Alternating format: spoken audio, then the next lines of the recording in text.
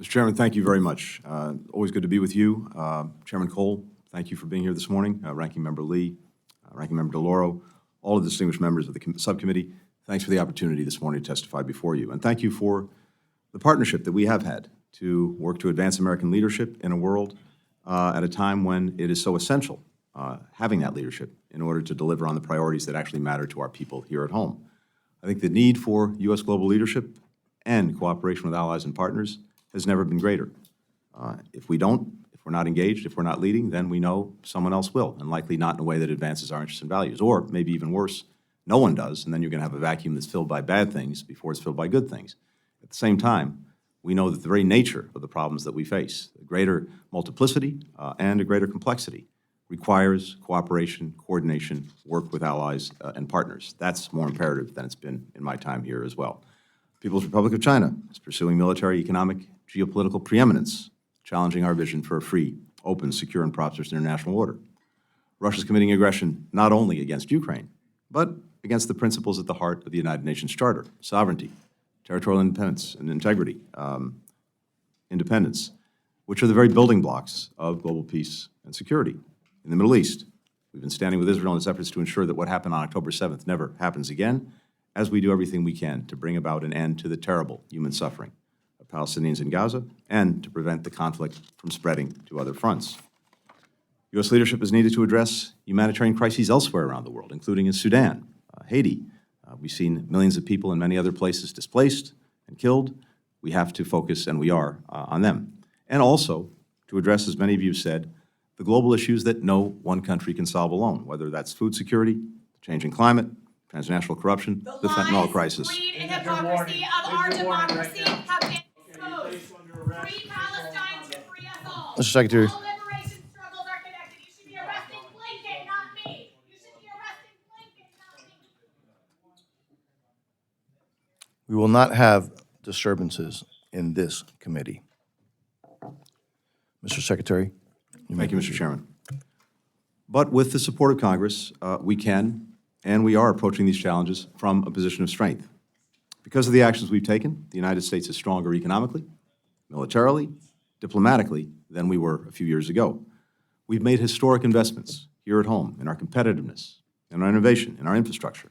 We've renewed our alliances. We built new ones and secured unprecedented alignment with key partners in Europe and Asia and beyond. We've delivered essential American aid to Ukraine, and we've called the international community to share the burden. For every dollar that we've spent in Ukraine, economic or development assistance, others have collectively invested 3 more. Now, I know there was doubt about whether bipartisan support for Ukraine and other urgent national security priorities could endure, but last month, Congress demonstrated to the world that we will not pull back when you passed President Biden's supplemental funding bill by an overwhelming margin. Our investment abroad does not come at the expense of our strength at home. Far from it. Most of the supplemental is being spent here in the United States, building up our own defense industrial base, supporting thousands of good American jobs. But we need to keep up this momentum. That requires a State Department budget that we fully resource so that we can actually meet the challenges of this moment. The FY25 budget the President's put forward, requesting $58.8 billion for the State Department and USAID, does that in 2 key ways. First, it funds the essential missions of our department and USAID. The budget will ensure that the United States continues to be the partner of choice for countries around the world when they turn to us and look to us to help them solve problems that they're trying to solve, but that are also profoundly in our interest to help solve. In an era of renewed great power competition, we have to present the strongest possible offer, one that is relevant and responsive to countries' needs, and one that advances our security and economic interests. That's why we're requesting, among other things, $2 billion for a new fund to build high-quality, sustainable infrastructure around the world. Crucially, investments like these create jobs for Americans and expand markets for our businesses overseas. We're requesting resources for the World Bank. With $1 billion in U.S. funding, we can unlock another $36 billion in development fund capacity to direct to the top priorities of emerging economies. That's an enormous return on our investment and essential for competing with China around the world. The budget also includes $1.7 billion for international organizations, including the UN, APEC, the Inter-American Development Bank, to help shape them in ways that reflect our interests and our values. We're asking for $500 million to give more people around the world access to secure internet and digital technologies. Doing that will support the U.S. economy through the export of our technology products. It will also ensure that we and our fellow democracies remain the leaders and standard bearers in key technologies, including artificial intelligence. Our budget includes funding to address global issues that affect the lives and the livelihoods of the American people, as well as people around the world, especially the synthetic drug crisis. It also funds our response to irregular migration, global food insecurity, public health, climate, and energy security. We're also asking Congress to fully fund the State Department's educational and cultural exchange programs. They're one of the best, most cost-effective tools that I've seen for advancing our values and interests around the world. They support the students, the researchers, the young professionals from our communities who study and work abroad. They connect us in the world with the world in powerful human ways. To outcompete our strategic rivals, we need to invest in the foundation of our strength abroad, and that is our diplomatic corps, and that's the second pillar of the budget. Our budget makes a strong investment in expanding our overseas presence, opening posts in the Pacific Islands and the Eastern Caribbean.